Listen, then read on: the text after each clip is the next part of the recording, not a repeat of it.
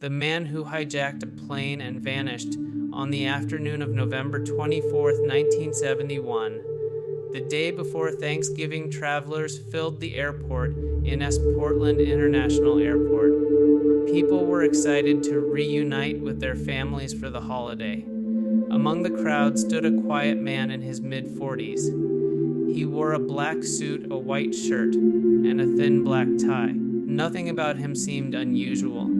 He calmly bought a one-way ticket for Northwest Orient Airlines Flight 305. His name on the ticket was Dan Cooper. The plane, a Saros Boeing 727, was scheduled to fly from Portland to Seattle. It was only a short flight, about 30 minutes. But that ordinary flight would soon become one of the greatest mysteries in American history. Quantrifi, a strange note shortly after takeoff, the man seated in row 18 ordered a drink, bourbon and soda. Then he quietly handed a folded note to a flight attendant named Florence Schaffner. At first, she assumed it was just a phone number, something passengers sometimes gave to flight attendants. So she slipped the note into her purse without reading it. But the man leaned toward her and spoke calmly. "Miss, you better look at that note. I have a bomb." Her heart froze. She slowly opened the paper. The message was short and terrifying. "I have a bomb in my briefcase. I want $200,000 in cash and 4 parachutes." The flight attendant sat beside him, trying to stay calm. The man opened his briefcase slightly. Inside, as she saw red cylinders and wires, it looked exactly like a bomb. This was no joke. The hijacking begins. The cockpit was immediately informed. The pilots contacted air traffic control. Soon the AR's Federal Bureau of Investigation and local authorities were alerted. But the hijacker was calm, very calm. He wasn't angry. He wasn't shouting. Instead, he spoke politely. He even paid for his drink. His demands were simple: $200,000 in cash, 4 parachutes, and a fuel truck waiting in Seattle. The plane continued flying in circles while authorities prepared the ransom. Passengers had no idea what was happening. To them, it was just a delayed flight, but inside the cockpit, tension was rising. Every decision mattered. 2:05 arrival in Seattle. After about 2 hours in the air, the plane finally landed in Seattle. Police and FBI agents secretly gathered at Seattle Tacoma International Airport. The ransom money had been prepared.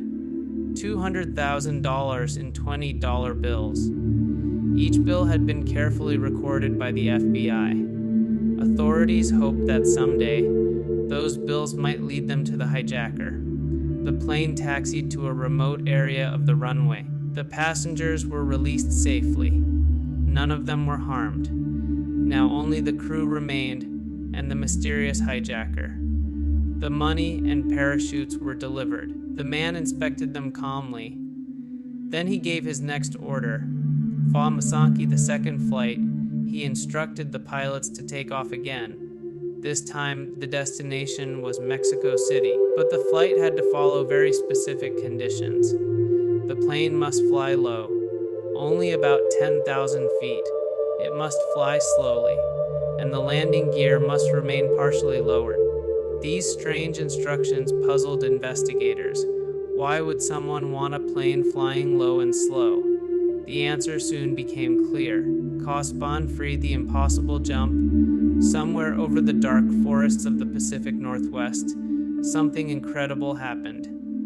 The hijacker tied the ransom money to his body. Then he opened the rear stairway of the Boeing 727 Zeter.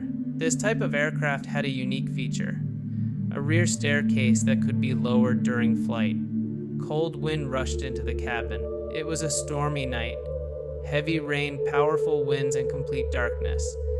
At around 8 p.m., somewhere above the forests of the Washington, the man jumped. He disappeared into the night with 200,000 strapped to him. No parachute jump in history had ever been so mysterious. Kofangra, the massive manhunt. The moment the plane landed, authorities, launched a huge search operation. Hundreds of soldiers and FBI agents combed the forests. Helicopters scanned the mountains. But they found nothing. No parachute, no body, no trace of the hijacker. It was as if he had vanished into thin air. The media soon gave him a new name, D.B. Cooper, and the legend was born. To find a mystery that lasted decades. For years, the FBI investigated thousands of suspects. Some were criminals. Some were former soldiers. Some were experienced skydivers. But none could be proven to be the hijacker. Then in 1980, something strange happened. A young boy named Brian Ingram was playing near the banks of the East Columbia River. Suddenly, he noticed something buried in the sand. Bundles of old money. When investigators checked the serial numbers, they were part of the ransom money from the hijacking. But that discovery only deepened the mystery. How did the money get there? Where was the rest? And what happened to D.B. Cooper? 255 theories about Cooper over the decades. Many theories have emerged. Some believe Cooper died during the jump. The weather that night was extremely dangerous. Strong winds, freezing temperatures, and thick forest below. Others believe he survived. They argue that Cooper seemed experienced. He knew about aircraft. He knew about parachutes. And he planned everything carefully. Some even believe he escaped and lived the rest of his life quietly under another identity. If that's true, he would be one of the only hijackers in history to get away with the perfect crime.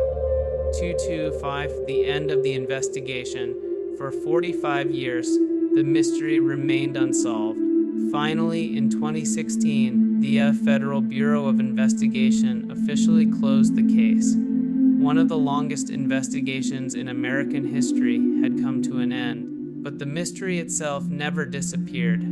To this day, no one knows who D.B. Cooper really was.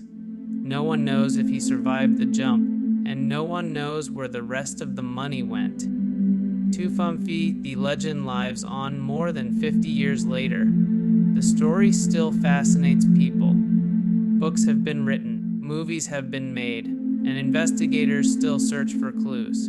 Because somewhere out there, the truth still exists. A man boarded a plane, demanded $200,000, jumped into the darkness, and vanished forever. A mystery that continues to puzzle the world. The question remains, is D.B. Cooper a genius criminal who escaped perfectly, or a desperate man who disappeared into the wilderness forever? The truth may still be out there, waiting to be discovered. 2.